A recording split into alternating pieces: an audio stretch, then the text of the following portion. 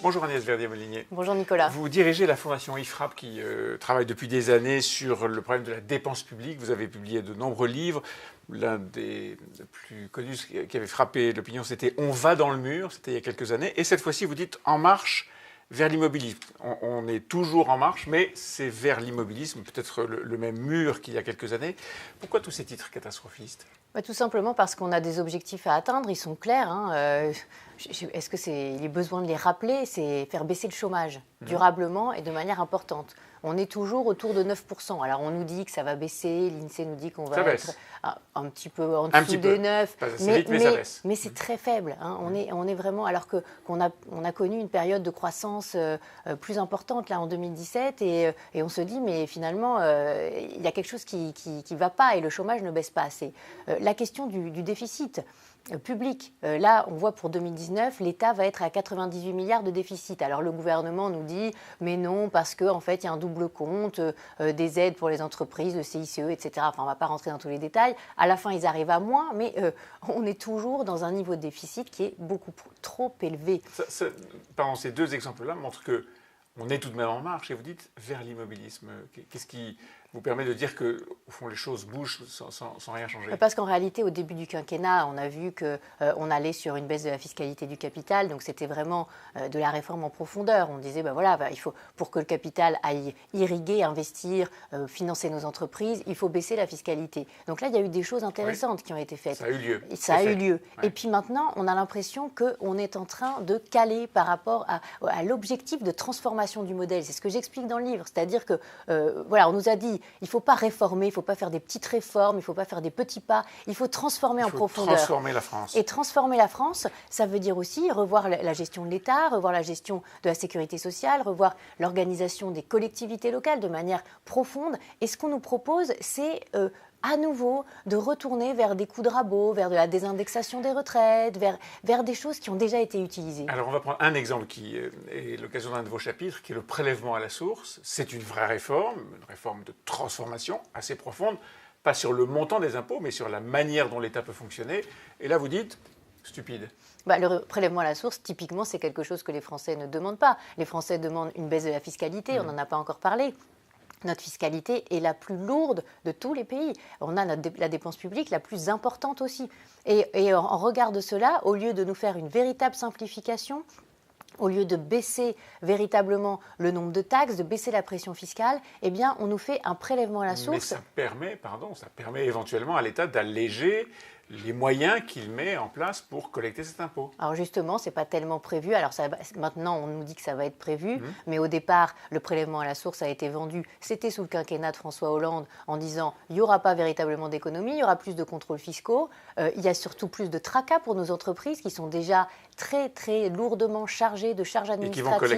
Et qui vont collecter l'impôt. Et pour qui ça va coûter entre un demi-milliard et 1,5 milliard, on ne sait pas exactement, avec le risque aussi d'avoir des problèmes avec leurs salariés, avec aussi la question des indépendants que j'aborde dans le chapitre. Enfin, il y a énormément de questions qui se posent. Il y a plein de zones grises encore autour de ce prélèvement à la source. Et c'est vrai que le prélever l'impôt de manière contemporaine par rapport aux revenus, c'est une bonne idée. Mais le faire en passant par les entreprises, dans le cadre d'un impôt aussi complexe que celui de l'impôt sur le revenu en France, avec la familialisation, la conjugalisation, avec les niches fiscales, c'est aller vers un nombre de bugs et d'incertitudes et aussi d'impact potentiel sur la consommation des ménages et sur la croissance qui est gigantesque, sachant que toute une partie des niches fiscales ne sera reversée finalement qu'en septembre de l'année prochaine. Avec ce décalage qui est problématique et qui a créé un vrai sujet politique, en tout cas entre le président de la République et Bercy. Vous dites, c'est le titre d'un de vos chapitres, le président a tout compris. Presque. Il a tout compris parce qu'il a compris que la gauche et la droite étaient complètement essoufflés sur justement cette transformation du modèle, qu'ils n'y arrivaient pas, qu'ils étaient aux mains aussi finalement peut-être de leurs habitudes, mais aussi de leurs administrations. Ça c'est le constat. Et pourquoi ou presque? Parce que finalement ils retombent dans les mêmes pièges. Le prélèvement à la source, typiquement, on n'en a pas besoin. Ça nous prend du temps, ça nous prend une énergie gigantesque pour arriver finalement à quoi ? à pas grand-chose, à quelque chose qui n'est pas structurant pour la France. Et finalement, ce qu'on voit, c'est que petit à petit, le gouvernement avance et retombe dans des réformes qui sont des réformettes. J'en parle pour la question des seuils sociaux. Dans la loi Pacte, il y a l'idée de déverrouiller les seuils, de créer de l'emploi grâce aux seuils. Et finalement, même Bercy lui-même, avec une note du Trésor, nous dit que ça va créer que 0,05 points de croissance supplémentaire à l'horizon 2025. Parce que la réforme n'est pas assez ambitieuse, c'est ça? C'est une bonne réforme, mais qui ne va pas assez loin? Bien sûr, parce qu'on a tout le package de la réforme en termes de communication, voilà, ça va dans le bon sens, mais finalement, par exemple, quelque chose qui parlera à tout le monde, on ne touche pas au seuil de 50 salariés. Par exemple, le délégué syndical, vous serez toujours obligé d'avoir un délégué syndical quand vous passez le seuil de 50. Et une énorme cascade d'obligations qui va encore plus se renforcer parce que tout ce qui était au seuil de 20, qui est repoussé, bascule au seuil de 50. Au seuil de 50.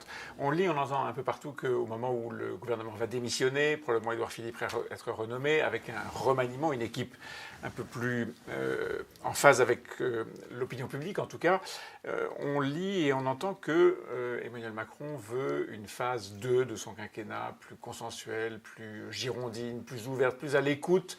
Est-ce que c'est une occasion pour vous de changer de politique ou est-ce que c'est simplement la même politique qu'il doit appliquer d'une façon différente? Il faut qu'il change. Il faut qu'il change dans justement peut-être ce que vous appelez la vision girondine. C'est peut-être aussi travailler avec l'ensemble des élus territoriaux.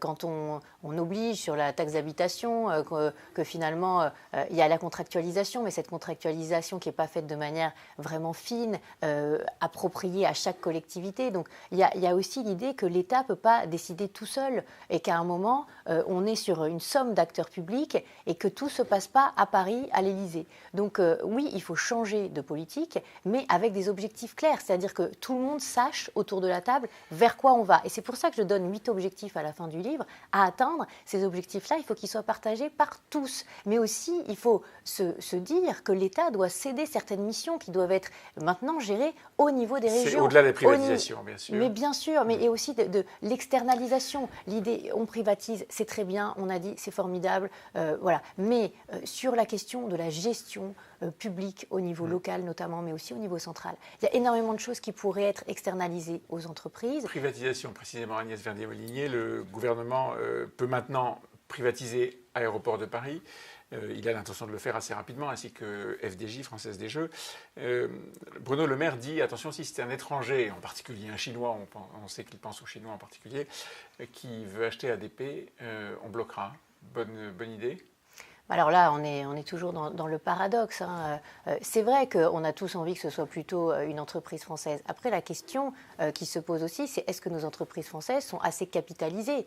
Est-ce qu'on a mis tous les moyens dans notre système? Ça, c'est un peu un autre sujet. Est-ce que dans la politique d'allègement des moyens de l'État, d'allègement des dépenses, de la dépense publique, il faut privatiser, y compris à des étrangers, des biens qui peuvent être considérés d'une façon ou d'une autre comme stratégiques?